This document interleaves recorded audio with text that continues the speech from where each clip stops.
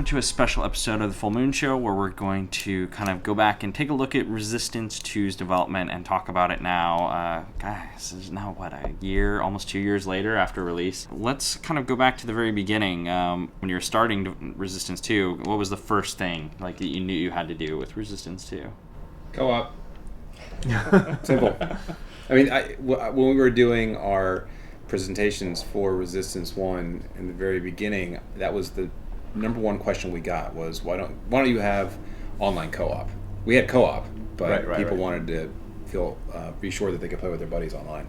Co-op was definitely a challenge. I remember coming in the very first sitting with Ted and having to ask me what my take on co-op was, and they wanted to push the mode in a way it's never been pushed before, and progression and replayability and getting more players in that experience than it has ever been before was definitely kind of the foundation which we started to push it into a kind of a new genre, a huge mode that theoretically could have been a standalone thing.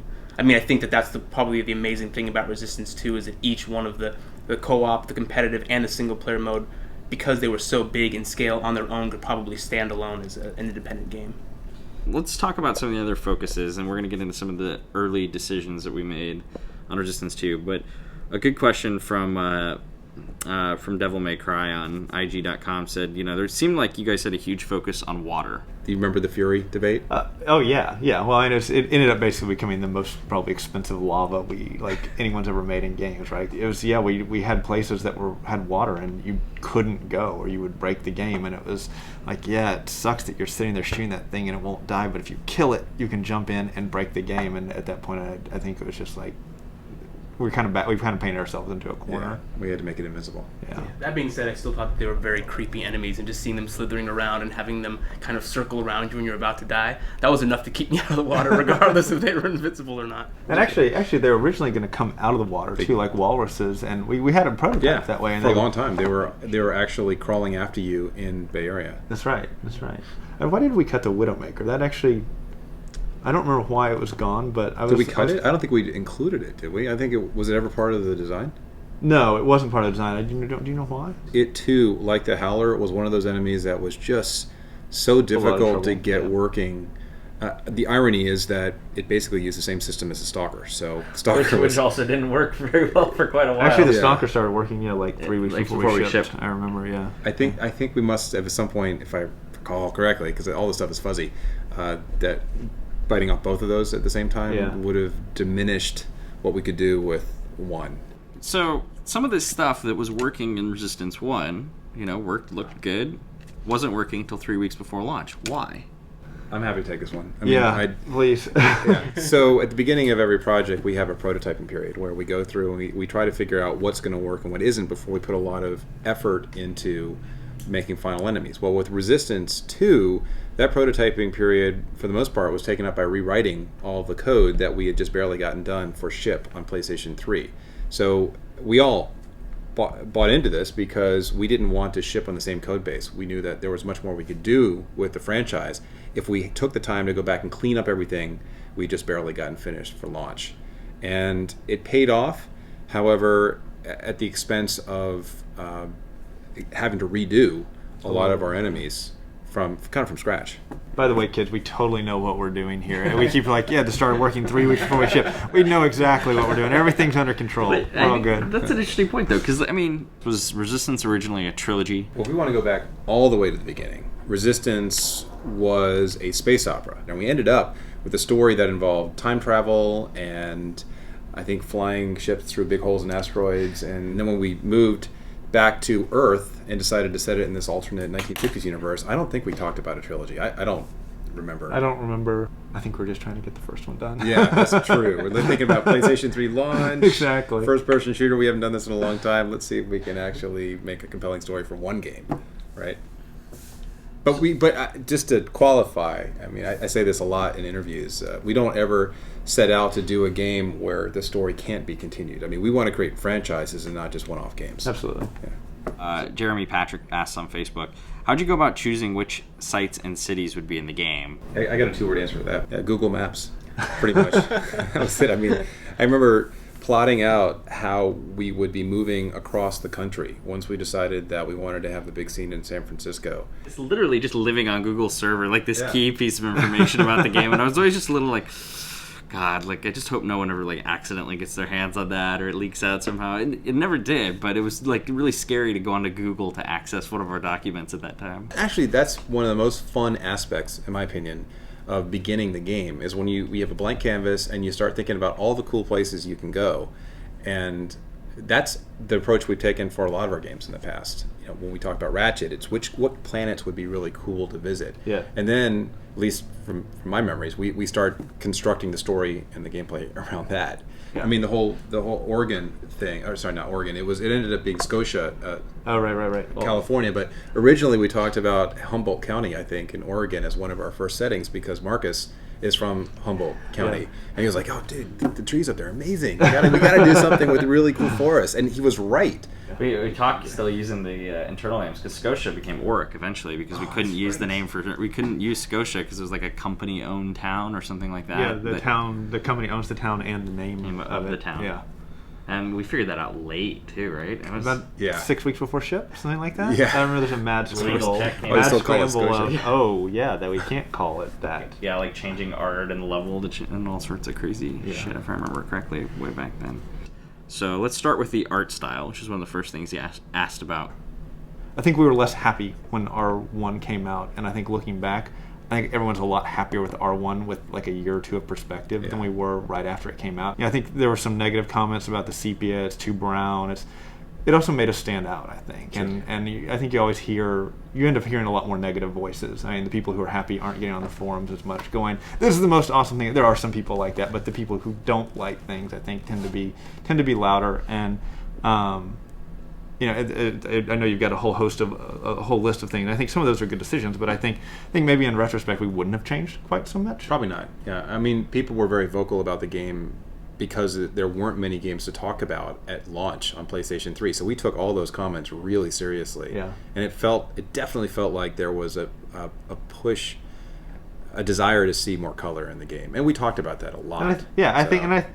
I think it's a mixed thing because I do think it made us stand out more, but I also think we created some things that, you know, aesthetically are a lot, or at least prettier. Yeah, like the forest. The forest Yeah, in Oric is a yeah, great Chicago great or example. And the Chicago. Bay Area when you first come out and the Yeah, the sky forest and- scene with Mhm. what were the motherships? Is that what we call them? Like raining down on it. It wouldn't have been as impactful in that sepia tone, I don't Yep. think. The environment that we presented in Resistance 2 was 1950s America, and so we were trying to go back to the idea of this Kodachrome feel, where there are colors, and it's a really interesting palette where you're emphasizing some colors over others, but it's Super definitely 8 not look, sort of. Super 8, yeah. Yeah. Yeah. But it wasn't. But it definitely couldn't have been monochromatic or sepia tone and maintain that sort of 1950s America feel. Got this that postcard, Yeah. postcard look, The- yeah. So switching gears to competitive a little bit, and even this ties into co-op somewhat too, but I think one of the biggest challenges with that was that while we were rewriting all the systems, the multiplayer team spent a lot of its early time working on Resistance, Fall of Man patches and updates and things like that, and keeping that sustained. So how did that affect the multiplayer team going forward in R2 and affect the competitive modes? I thought that they actually had a better start than any other team on Resistance. I mean, they were up and running very quickly, I think even there though were they fewer were doing systems to actually rewrite for Yeah. multiplayer. We were looking for navigation, AI, and all that kind of stuff. right. And they had some really cool stuff early on. Skirmish mode was one of them, I think. We were experimenting with a lot of different things. And I remember some of the first battles we had in our gray box environments were just unmitigated chaos. You just didn't know who was who. And, Well, and I think at that point when there was vehicles in multiplayer, there was all sorts of ideas at the time that were thrown around before we kind of settled. Like there was a lot of different iterations and prototypes and some stuff just didn't work very well at that point. Which is par for the course, I think, in early development. Going from making games in 1 year to 2 years was an attempt to make it a little bit easier, but what we ended up doing was expanding the scope for our games. And so for Resistance 2, it had a massive scope, 60-player, multiplayer, 8-player online co-op, really big single-player 12-hour campaign. 13-hour campaign. Yeah. And so we bit off a lot, and when we took into account the fact that we lost basically 6 months by starting over with our code base, it did create this frantic pace where we're all just trying to get everything in that we could. And as a result, there were parts of the game that weren't as consistently polished as other parts. And I think we learned a lot of good lessons on Resistance 2.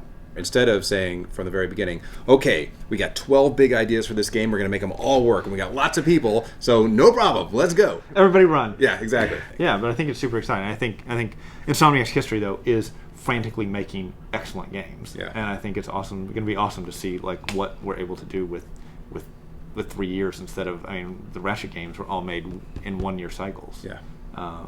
Now we've shifted to the 2 year, but even that's a small team and a big team. I think that seeing what we can do in 3 years is going to be fantastic. So let's talk about one of the other kind of big things, because I remember the focus for Resistance 2 was a lot of the things we said were Hale and scale. We were trying to put the focus on Nathan Hale and tell his story, and we'll get to that in a little bit too. But there's also this big focus on scale, and not just scale in the levels, which we touched on, but boss battle. What did you guys learn from from putting boss battles into Resistance 2 and trying to make first-person shooter boss battles? I don't think we learned anything new. We just got reminded how difficult boss battles are. That's literally. I think we delivered on scale for sure. That was the whole idea behind these bosses. Leviathan. Leviathan was a totally unique experience. Yeah. You hadn't, I think, at that point seen anything like that in a first-person shooter. Right. Period. And I don't know if you, even to this point, I don't think you have seen any other shooter attempt something that big. Yeah. Maybe Gears kind of did maybe in some certain spots, but not many games even try that sort of thing. It made a good E3 demonstration, especially for the Insomniacs, who knew exactly what was going on as I was up there on the stage playing. I'm Ted Price, President and CEO of Insomniac Games, and this is Resistance 2. At the time, the Leviathan demo was carefully timed, so that if you messed up, everything would basically come to a grinding halt. And so I was up on stage, and we had no backup. It was basically me just playing through the demo, hoping that things were going to go well. And talking at the same time. Yeah. And I got stuck on a couch, and I practiced this thing like 100 times, right? And practiced not getting stuck. And I got stuck on the same damn couch, and I was thinking, okay, I have about a second to get unstuck before the game basically doesn't crash, but ends. And it would have been the worst demo in the history of E3 had that happened. And of course, everyone was in Ratchet conference room at the time watching Tag going, oh my god, oh, he's off the couch. She's off the couch. Yeah. I just felt bad for the environment artist you fired for that. That's not true. That's not true. That's a joke. The last question, I guess, for all three of you is, looking back on it now, how do you view Resistance 2 and how is it shaped, I guess, where you're hoping to go with Resistance 3? And you don't have to get too specific about Resistance 3 because we haven't talked about it much yet, but what are kind of the main things you learned and think about when you think about Resistance 2 now? Wow. You didn't put that one on the list. I didn't think about that. You want to go first? Oh, thanks. Yeah, sure. I think focus on a theme and make it work really well is something that I think we wanted to do with Resistance 2 in America, and I think we learned a lot more about how to do that well, and we're taking that ahead to Resistance 3. That's one thing I'll contribute. And I guess if we're gonna say general, which is good, because the Resistance 2 story is really parallel in Resistance 3 story, which is, I would say that focusing on quality over quantity a little bit. I think we're definitely overscoped with Resistance 2, and I think we put out a great game, a massive game, like Jake said. Any one of those 3 game modes probably could have been a game, and yet we charged $60 instead of $180 for some reason. Go figure. Yeah. And but yeah, I think just kind of reining in the ideas a little bit and focusing a little bit more on quality instead of trying to do everything. Yeah. Jake, last chance. Last chance. Wax poetic. I guess for me, Resistance 2 was really a great experience. I think that everybody was working on their own thing, and it really felt like we brought it together at the end. I didn't really get a chance to play a whole lot of single player until the end, but when I did, it was really a great experience. And again, we all had this scale, this underlying notion of scale, and that was something that I think permeated each of the modes and kind of gave a consistent feel throughout them that we were pushing size and scale. And I also think, we we intentionally pushed the limits of each of the modes, things that had never been done before in either co-op, competitive, or single player. So I think that is something that I'll always be proud of, as far as really not being content with the status quo and trying to do something different and really push the boundaries of what people expect. Absolutely. Yeah. The only thing I can add to that is I was really happy with how the whole Hale story turned out. I think that from the beginning we were wondering who this guy is, and we set out to make a character with an emotional arc that would create some sort of emotional connection with the person who was playing him. And then we, of course, ripped that emotional connection out at the very end. But to me, it was fully realized. And I hope players appreciated it. I think given the amount of questions we get about Hale and R3, I would say that came out. Because if people are asking and care, then that means that there was definitely some emotional attachment during Resistance 2, even though he's dead. Well, that's all for this special retrospective episode on Resistance 2.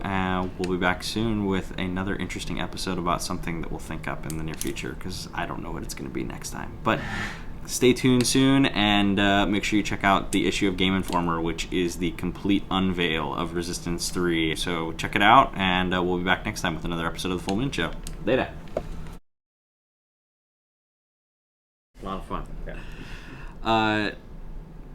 Tyler Campbell says, 10,000 kills trophy. Grrr. This is where I dive under the table and say, not me.